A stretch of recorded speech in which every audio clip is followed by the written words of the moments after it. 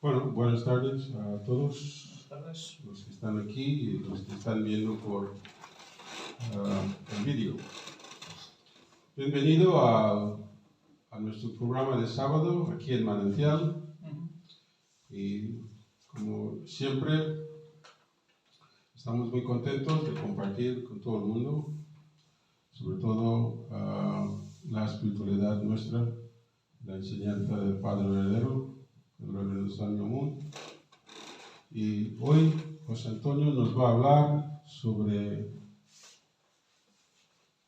los últimos días, muy interesante, en los tiempos en que vivimos.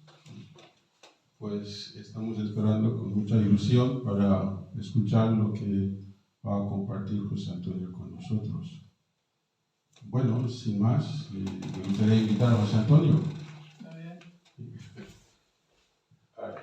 Gracias, Robert, por venir, y a los presentes también, y a todos los que nos vais a ver posteriormente por las redes sociales, que nos gustaría de alguna manera abrirlo a más gente. Entonces hemos pensado que estaría bien de vez en cuando alguna de las charlas que damos desde aquí, la finca, o le llamamos el Centro de Educación o Entrenamiento Espiritual de la finca El Manantial del Corazón, poder algunas charlas hacerlas en inglés, porque han habido sugerencias de hermanos de habla inglesa, ingleses o americanos, a través del canal de YouTube que estamos utilizando, que les gustaría poder escucharlas en inglés. Es verdad que algo entienden en español, pero siempre es mejor, nos gustaría recibirlo, escucharlo en nuestra lengua materna, a todos, ¿verdad? Es mucho mejor, nos llega con más facilidad, ¿no? Entonces, hoy había pensado poder hablar de una temática que es muy controvertida, pero que también al mismo tiempo levanta mucha confusión, ¿no? Como son los últimos días. Los últimos días, bueno, ¿cómo decir? No van a ser o a suceder tal cual literalmente viene descrito en el Apocalipsis de las Sagradas Escrituras, ¿no? Es decir, los cielos no van a desaparecer. ¿Qué más hemos leído? Pues que los elementos no se van a disolver, o la tierra no se desintegrará, tampoco la luz del sol se oscurecerá, la luna seguirá dando su resplandor y las estrellas no caerán del cielo. Estas predicciones catastrofistas bíblicas no se refieren al sentido literal de la palabra de destrucción del mundo físico tal y como lo conocemos, sino que más bien es un sentido figurado de la misma palabra que nos describe la Biblia, pero, ¿cómo se dice la palabra? Pero simbólico, como algo más bien simbólico. Las enseñanzas del principio divino, que algunos de los aquí presentes o los que estáis escuchando habéis leído, estudiado y conocéis bien, nos dice que los últimos días se inician con la llegada del Mesías a la tierra, ¿no? Entonces, el Mesías, la llegada del Mesías representa de alguna manera el inicio, el comienzo, ¿no? De una nueva providencia de la soberanía del amor verdadero de Dios en la tierra. Y la llegada del Mesías en la carne, en la tierra, en este caso estamos esperando o hablamos del Señor de la segunda venida, porque el Mesías, el Salvador, ya vino hace 2000 años en la figura de Jesucristo, y ahora estamos esperando, se supone que le corresponde al Cristo en su segunda venida, ¿verdad? Entonces, con la llegada del Mesías a la tierra, el reloj empieza a correr y significa que es el declive, el principio del fin de la soberanía del mal y el pecado que ha estado dominando, sometiendo, esclavizando a la humanidad, manteniéndola en una esfera de ignorancia y en un estado de miseria, infelicidad y sufrimiento. Esta es la soberanía mala que va a desaparecer a través de un proceso con la llegada del Mesías, del Señor, a la segunda venida. Porque la llegada del Señor a la segunda venida, en la carne de la tierra, es la semilla de Dios, de la nueva soberanía del amor verdadero, y es el fruto de la providencia, de la salvación de Dios para la salvación de la humanidad. Entonces, esta semilla que representa el Cristo en su segunda venida va a echar raíz con su nacimiento, va a ir creciendo, va a ir madurando hasta dar el fruto último, que es la sustancialización del reino de los cielos en la tierra. Es la soberanía directa del amor de Dios en la relación de Padre e Hijo con toda la humanidad. Esto es lo que significa los últimos días, el final de una soberanía mala y al mismo tiempo el inicio de la nueva soberanía de Dios, la original, que no se pudo establecer debido a la tragedia de la caída en el inicio de la historia humana, pero que Dios ha estado trabajando a través de una providencia de restauración para la salvación, y el fruto final es el Mesías, es el que tiene que venir para iniciar esta nueva providencia, para dar a conocer esta nueva soberanía de forma sustancial, siendo el ejemplo físico, el modelo, el camino, la verdad y la vida. Bien, desgraciadamente también sabemos que el trabajo y la providencia de Dios no se cumple o no se hace solamente por la propia voluntad de Dios. Se requiere la cooperación y la responsabilidad por parte del cumplimiento del ser humano. Esto lo hemos visto en la historia de la humanidad, de la restauración de Dios para recuperar a la humanidad a su lado, en dos tentativas fallidas de provocar los últimos días. La primera de ellas en el tiempo de Noé. Si no me equivoco, son 10 generaciones y 1600 años después de la tragedia de la caída de los primeros antepasados humanos. En aquel tiempo de Noé, ¿cómo decir? La conciencia y la moral del ser humano había caído hasta tal punto que estábamos por debajo del instinto de los animales. Entonces Dios decidió acabar con toda carne viva sobre la tierra y empezar unos nuevos cielos, una nueva tierra y una nueva humanidad centrado en la familia de Noé. Por eso Dios llamó después de un esfuerzo enorme por parte de Dios de poder encontrar al menos un hombre cabal, un hombre recto, justo, que era muy difícil, porque el mal y el pecado campaba a sus anchas en aquel tiempo. ¿Cómo decir? La mentira, el robo, la corrupción, las violaciones, el asesinato, estaba por todas partes. Entonces Dios decidió que había que terminar con el mal y el pecado, con una nueva providencia, con una nueva familia, a través de un diluvio de 40 días, con toda su esperanza y su fe depositada en Noé, representando a Dios mismo.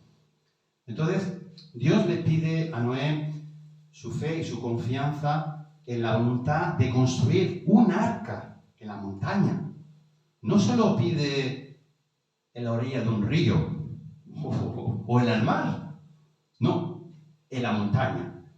Claro, si nos paramos a pensar, nos ponemos en esa situación, Noé era consciente de la dificultad que implicaba el cumplir la misión que Dios le estaba pidiendo. ¿Por qué? Porque él sabía que iba a ser objeto de burla, de señalamiento, de rechazo, incluso de ser considerado como loco por su propia familia. Pero a pesar de todas esas dificultades, Noé cooperó y, por la voluntad de Dios, y cumplió su responsabilidad individual construyendo el arca. Entonces, terminada este arca, Dios permite que una pareja de cada especie animal embarque en el arca.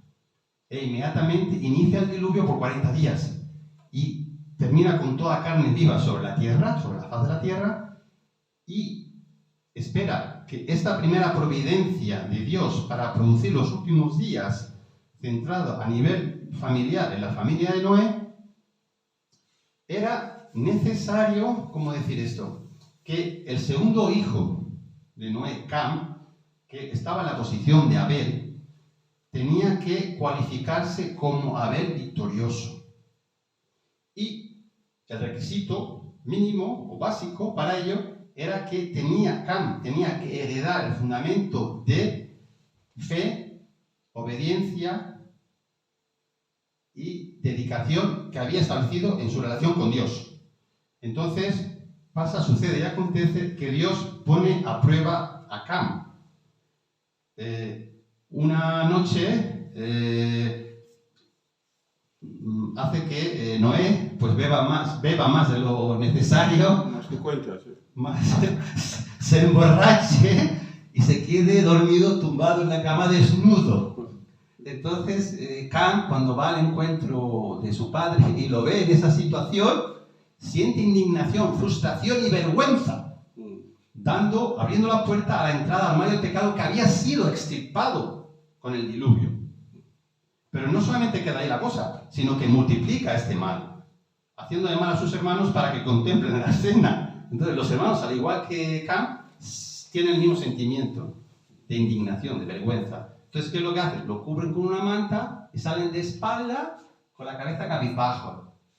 Una señal clara de que el mal había invadido esa ofrenda, esa providencia. Es decir, termina en un fracaso este primer intento. Entonces vemos que Dios no tira la toalla, continúa. Hay un segundo intento de provocar los últimos días en el tiempo del segundo Adán, del Salvador, del Mesías, en la figura de Jesús hace 2000 años. La diferencia con el tiempo de Noé, en este caso, es que la providencia había avanzado y se encontraba a un nivel nacional. Entonces, aquí se requería para los últimos días que toda la nación en su conjunto, ¿cómo decir?, recibiera, aceptara, siguiera y apoyara la labor mesiánica de Jesús para establecer el reino de los cielos, extirpando la soberanía del mal del pecado y llevando a cabo así la voluntad de Dios de producir los últimos días. ¿Qué sucede?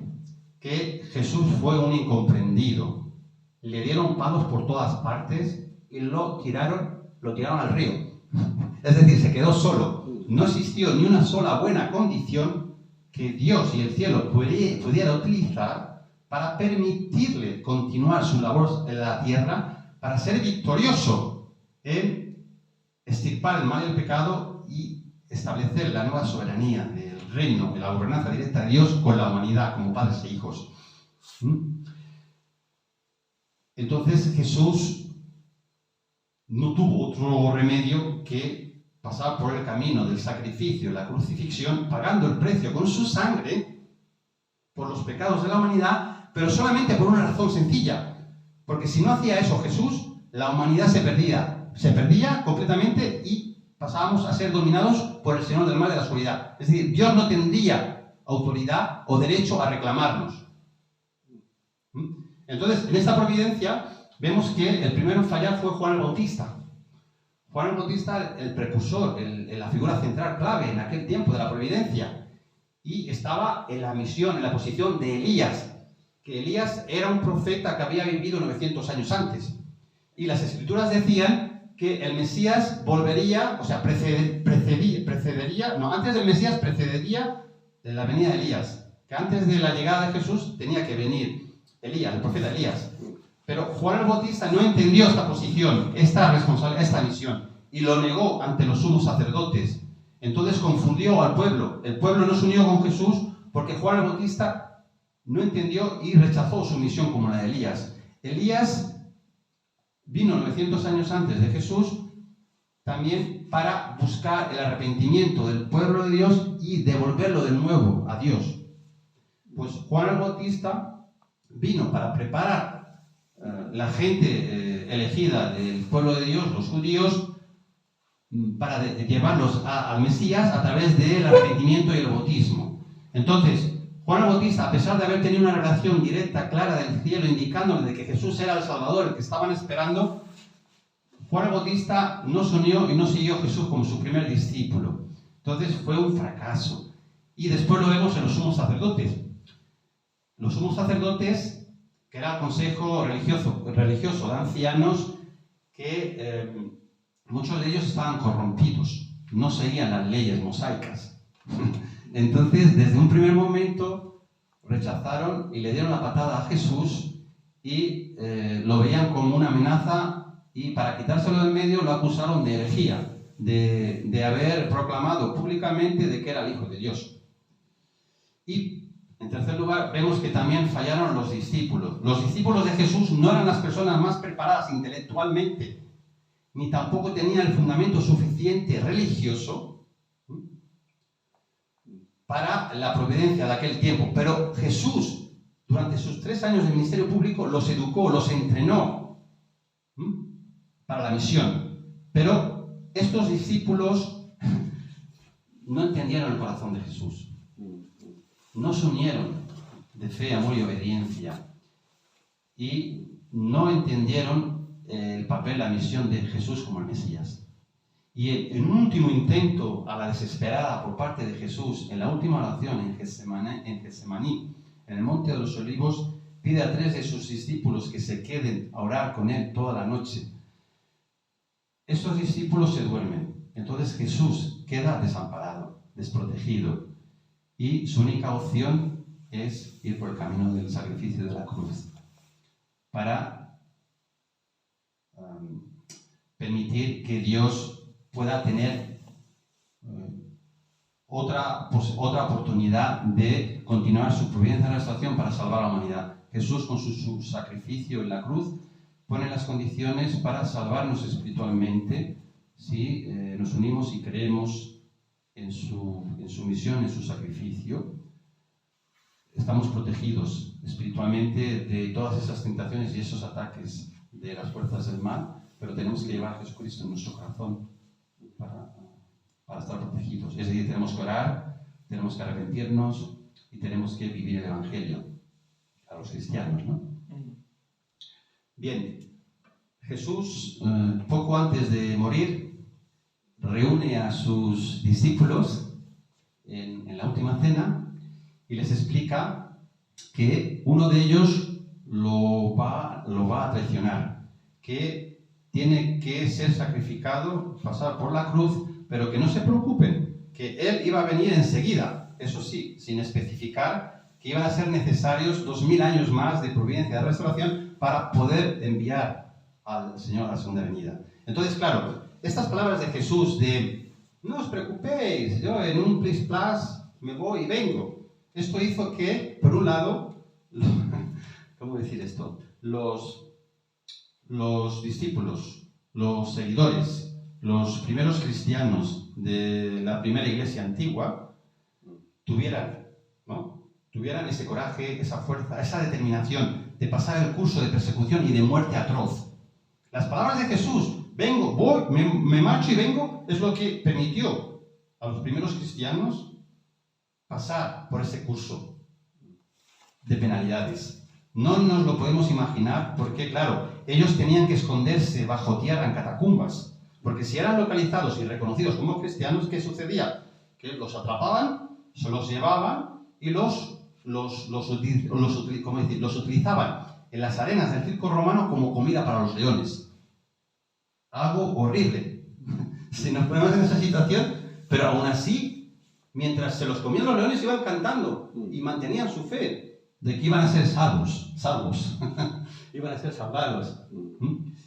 Por otro lado, la promesa de Jesús de su venida inminente hizo que los cristianos de todas las épocas creyesen que su tiempo eran los últimos días y por tanto esperaban ansiosamente el retorno de Cristo en su segunda venida. Bien, ¿cómo decir esto? Si, por ejemplo, estudiamos y analizamos nuestros días actuales, el tiempo en el que estamos viviendo, podemos afirmar rotundamente, sin margen de error, de que ya estamos viviendo los últimos días y de que estamos con el Señor a la segunda venida. ¿Cuál es ¿Cuáles son las señales que nos indican que estamos en los últimos días? La meta de la historia humana es la sustancialización del reino de los cielos a través de la realización de las tres grandes bendiciones. Estas son las señales. La restauración de estas tres bendiciones es la señal o el reflejo claro de que estamos en los últimos días. Estamos ya en los últimos días. Entonces, la primera bendición nos dice ser fecundos, es decir, crecer, madurar nuestro carácter centrado en el amor de Dios para dar el fruto, el verdadero amor, es decir, ser templos donde Dios pueda habitar, sus cuerpos físicos, sus representantes, y expresar y manifestar todas sus características y esencialidades a través de nuestras palabras, nuestras actitudes, nuestros sentimientos, nuestro comportamiento. Es decir, fusionarnos con Dios, establecer una relación de unidad y armonía de padre e hijo con Él. Confiar plenamente en Dios, porque Dios estaría en nosotros. Dios hablaría a través de nosotros. Dios se comportaría. Nos comportaríamos como Dios se comportaría y sentiríamos el mismo corazón que Dios sentiría. Bien. ¿Qué sucede? Que, claro, la tragedia de la caída en el inicio de la historia humana con los primeros antepasados humanos impide que esta primera bendición se realice. Entonces, como iba comentando antes, para conectarlo un poco, si miramos nuestro tiempo, en la gente de hoy, podemos reconocer que el contenido de esta primera bendición se está restaurando por tres indicaciones claras. La primera de ellas, en las personas, en nuestro tiempo, hay una predisposición o una apertura de mente y de corazón de aceptar las nuevas doctrinas y los movimientos hacia el amor universal. Es decir, el deseo fuerte del ser humano en nuestro tiempo de querer romper las barreras internas y externas del odio, el resentimiento y los conflictos entre las razas, las culturas y las religiones a lo largo de la historia de la humanidad. Esta es la predisposición, este es el corazón de la gente en nuestro tiempo. Queremos ya dejar atrás esos conflictos, ese resentimiento que nos está destruyendo, nos está dividiendo, nos está destruyendo, complicando la vida. La segunda indicación o señal clara es de que hay un sentimiento o una actitud de buscar, de luchar, de proteger la libertad, la igualdad, los derechos fundamentales y la dignidad humana. Y rechazar frontalmente todo sistema de gobernanza totalitaria y de ideología comunista, basada en la cultura del marxismo cultural, que nos está, ¿cómo decir? No sé cómo explicar esto. Que intenta ¿cómo decir? Destruir la democracia,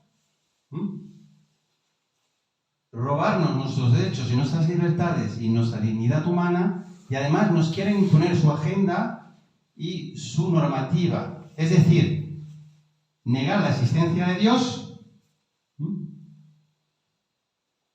decirnos cómo tenemos que vestirnos, qué podemos comer, en qué podemos creer y cómo hemos de practicar nuestras relaciones sexuales. Bien, la tercera indicación clara de que el contenido de la primera bendición se está llevando a cabo en nuestros días, sabemos que, por el principio divino, que con la caída humana, la humanidad se hizo insensible a la presencia de Dios y a la presencia de la realidad espiritual, ¿vale? Entonces, el creciente aumento de las experiencias espirituales y de los fenómenos psíquicos en las personas por todo el mundo es una señal, un reflejo claro de que el corazón y el espíritu original del que gozaba el primer hombre, la primera mujer, antes de la caída se está restaurando. Bien, La segunda bendición, ¿qué nos dice? Multiplicaos y henchid la tierra. Esto significa la capacidad del ser humano de alcanzar la posición de padres verdaderos, estableciendo el ideal de la familia verdadera, centrado en el linaje de sangre verdadero del cielo y en la cultura del verdadero amor, y todo ello protegerlo y transmitirlo desde el nivel familiar al nivel cósmico, incluyendo la realidad espiritual y el mundo físico, dando lugar con ello a la sustancialización del reino de los cielos. Es decir, exterminar por completamente la soberanía del mal y del pecado. Porque el reino de los cielos sustancial es como tierra santa. Esto lo hemos comentado con Robert antes. La tierra santa, el mal y el pecado no puede, su semilla no puede germinar y no puede florecer. Es imposible. Pues este es el objetivo, la meta última de Dios en su providencia de la restauración, ¿no?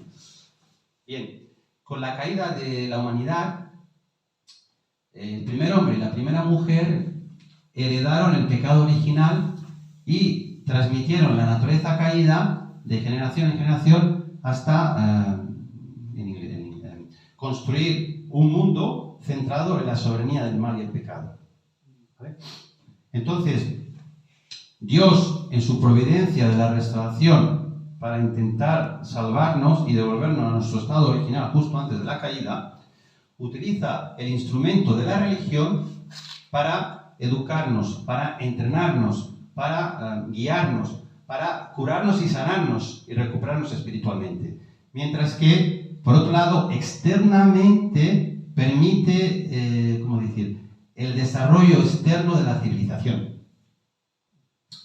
¿Qué significa? Que históricamente ha existido una gran variedad de culturas y que a lo largo de la historia ha habido un proceso de absorción de las culturas más bajas por las más altas. Y es decir, dando lugar a una, esto no sé cómo decir la palabra, dando lugar a una consolidación, sí, eso es, una consolidación de culturas. Como resultado final tenemos 4 esferas culturales principales que conocemos muy bien: la cristiana, la islámica, la hinduista y la del lejano oriente, basada en el budismo, el confucianismo y el taoísmo. ¿Vale? Entonces, el cristianismo ha sido la religión central que Dios ha utilizado en su providencia de la restauración. ¿Por qué? Por 2 razones sencillas. Primero, porque el cristianismo ha introducido a Dios como el único y el mismo Dios para todos y Padre de la humanidad. Y segundo, porque el cristianismo ha trabajado para unir la humanidad como una gran familia mundial y espera al Mesías que viene para establecer una cultura del verdadero amor. Entonces, el siglo XX pasado ha visto un desarrollo sin precedentes de una comprensión, una tolerancia y un amor mutuo que nunca antes el ser humano había visto en toda la historia humana. Es decir, se han llevado a cabo programas de ayuda al exterior, como, por ejemplo, distribución de alimentos, se han creado infraestructuras y se ha llevado el agua a las zonas más inhóspitas y más necesitadas de la tierra. También ha aumentado el ecumenismo, los matrimonios y las adopciones de niños internacionales e interraciales. Entonces, todas estas tendencias y estas esperanzas están dando su fruto con la llegada del Señor de la segunda venida en la tierra. Y, y con la nueva ideología que trae, universal, de las enseñanzas del principio divino, que están unificando a la humanidad centrada en la soberanía del verdadero amor de Dios. Bien, estas son señales claras de que el contenido de la segunda bendición se está llevando a cabo, ¿verdad? La tercera bendición nos dice: dominad y someted todas las cosas de la creación. ¿Qué significa esto? Significa el derecho y la habilidad del ser humano de dominar espiritual y físicamente la creación. El dominio espiritual sobre la creación es el dominio a través del verdadero amor. Y el dominio físico sobre la creación es el uso y el desarrollo de todas las cosas que vemos en la creación para la vida humana, utilizando los instrumentos de la ciencia y la tecnología. Entonces, nuestro dominio de amor por la creación lo vemos, por ejemplo,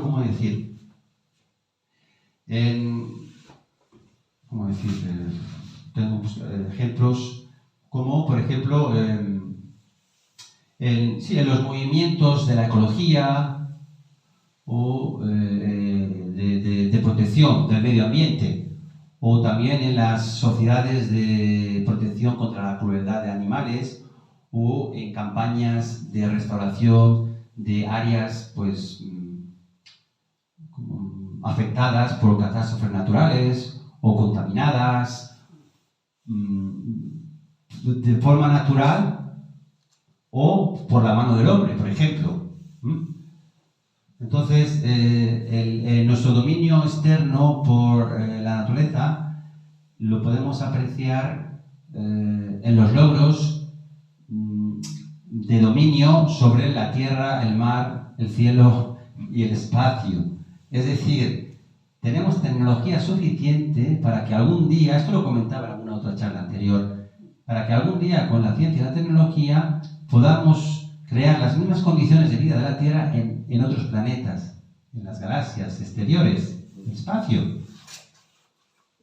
Y de esa manera resolver el problema de la sobrepoblación y evitar la cultura de la muerte con el aborto y la eutanasia, ¿no? Porque esta es la solución que dan las élites, los que gobiernan el mundo. La solución para acabar con el problema de la sobrepoblación humana es aniquilar y matar a los más débiles, a los que están dentro del vientre maternal, que no han nacido, o a los mayores, porque los consideran que ya no son útiles, ¿no?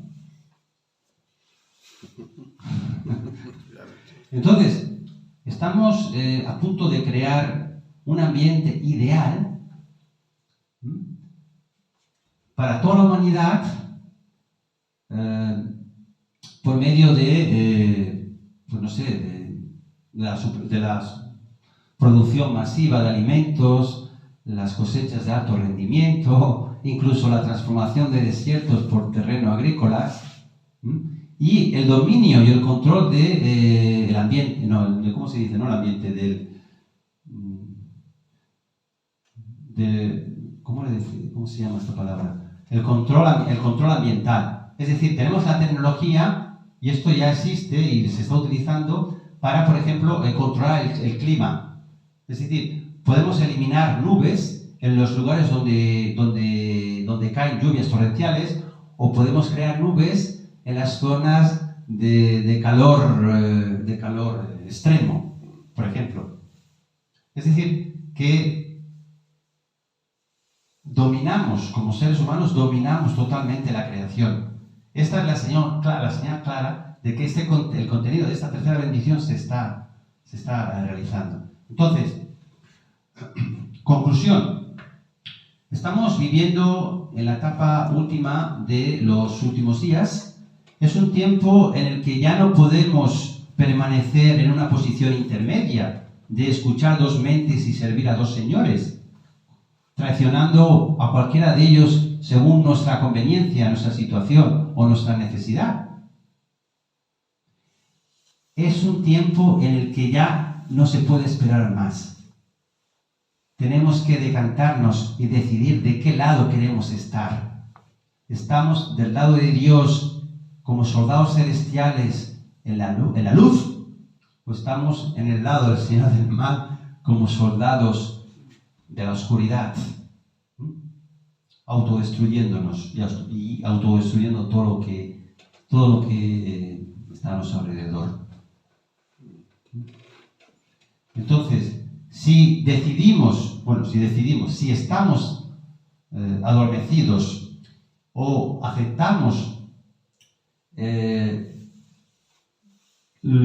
aceptamos la ideología del Señor del Mal, de la oscuridad en nuestros días, que es una ideología mentirosa, manipuladora,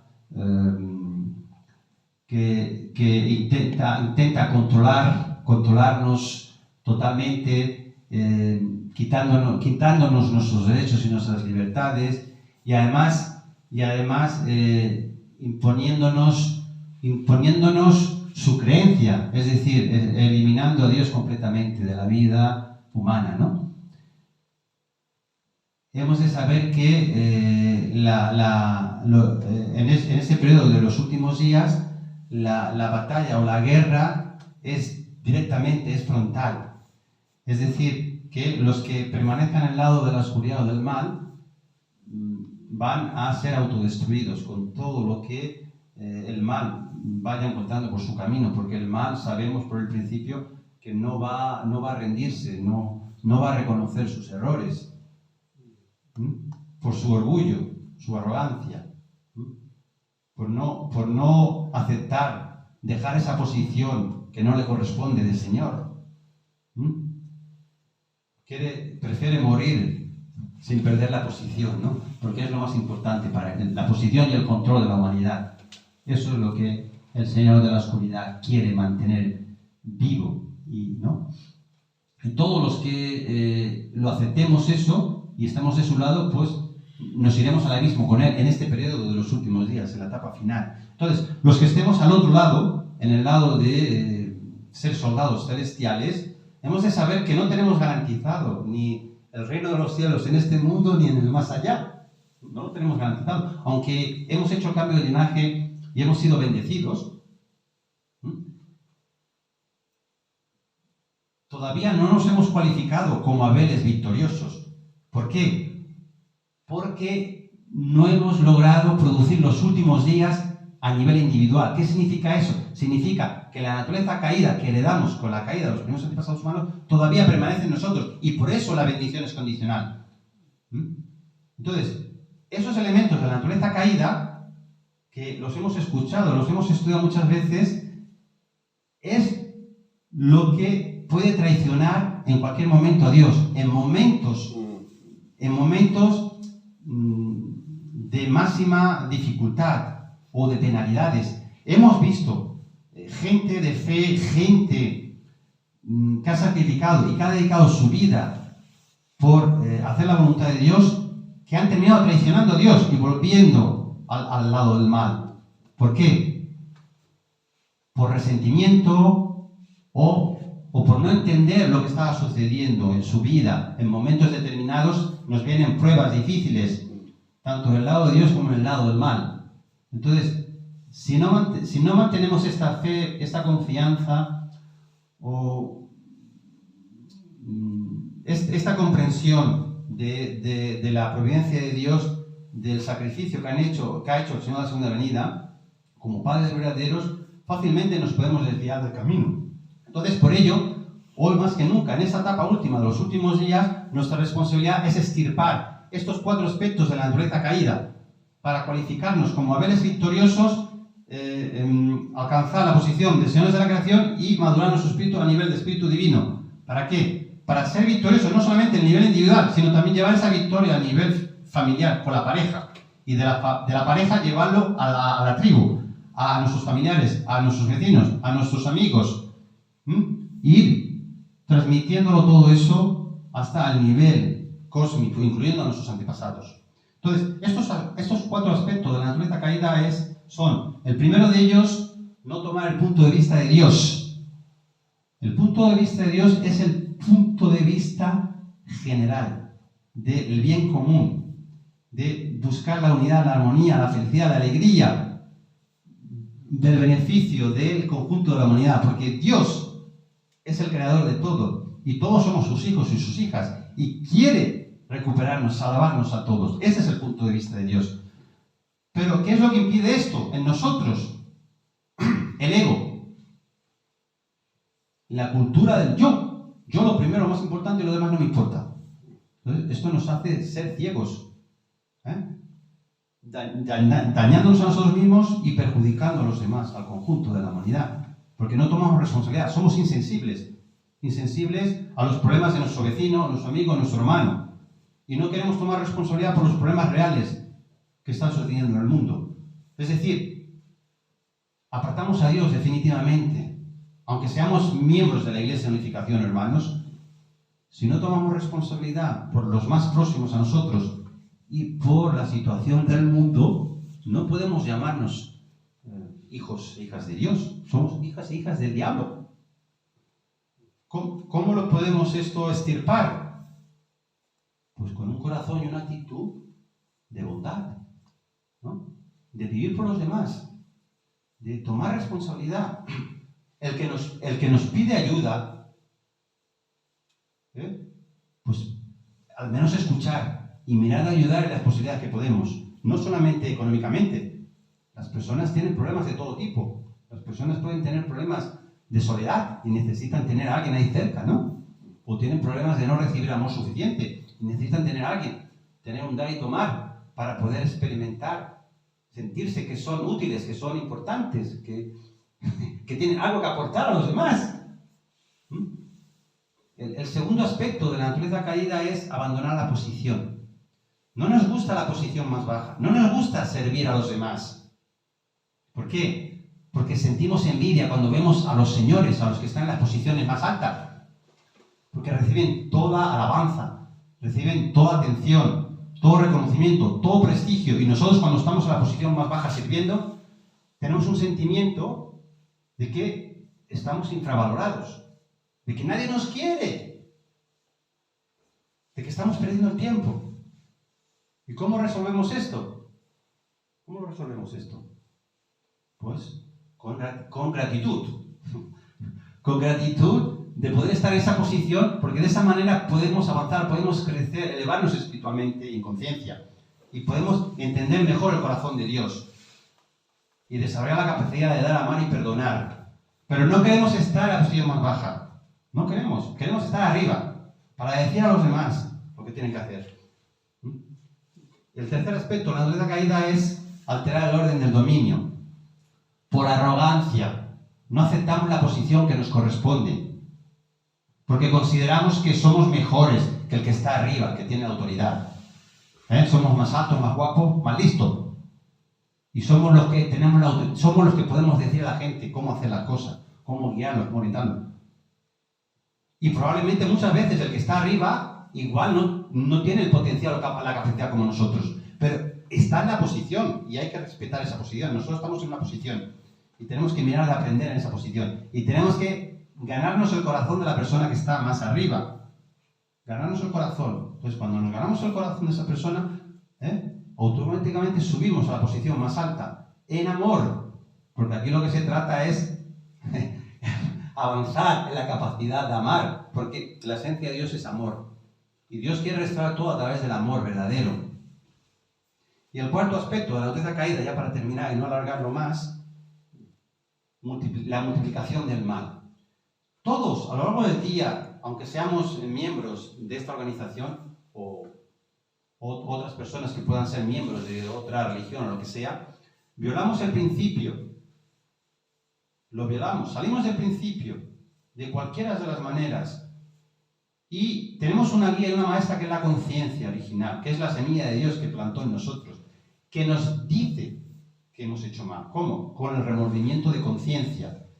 ¿Y qué es lo que pretende este aspecto de la caída? Calmar a nuestra conciencia con una justificación. Intentamos justificar nuestra conciencia para no sentir ese remordimiento, no sentirnos mal por nosotros, dentro de nosotros mismos. Entonces, ¿qué es lo que hacemos? Buscamos refugio y apoyo en otras personas que también viven en la esfera del mal y el pecado, porque así nos sentimos menos mal. Y nos sentimos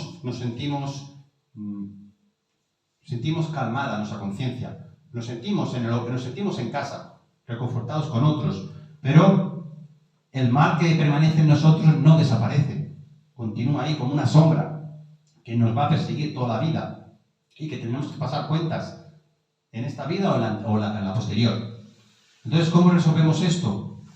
Con la actitud de arrepentimiento y perdón. Tenemos que arrepentirnos todos los días de nuestras oraciones. No pensar que somos perfectos, que lo hacemos todo bien y no nos equivocamos.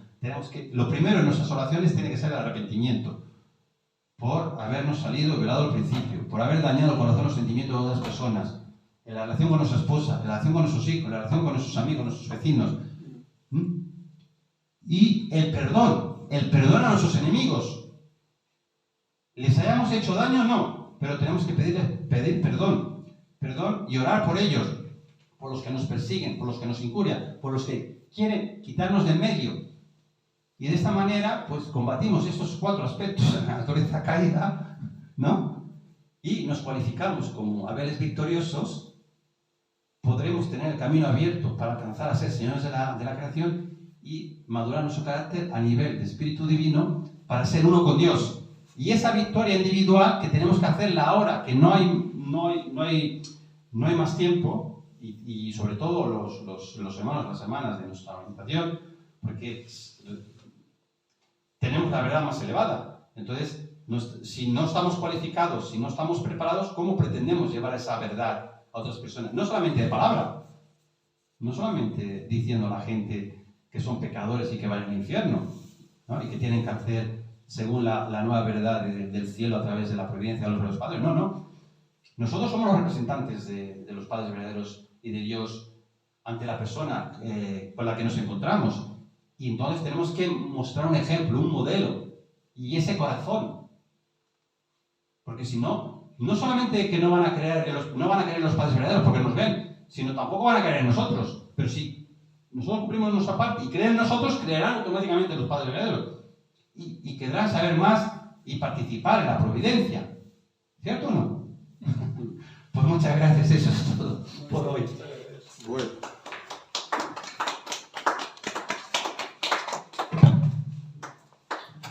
Bueno, pues muchas gracias, José Antonio, por este mensaje. Ahora vamos a continuar con nuestra discusión y pues hablaremos de ese tema que tenemos mucho que compartir, ¿eh?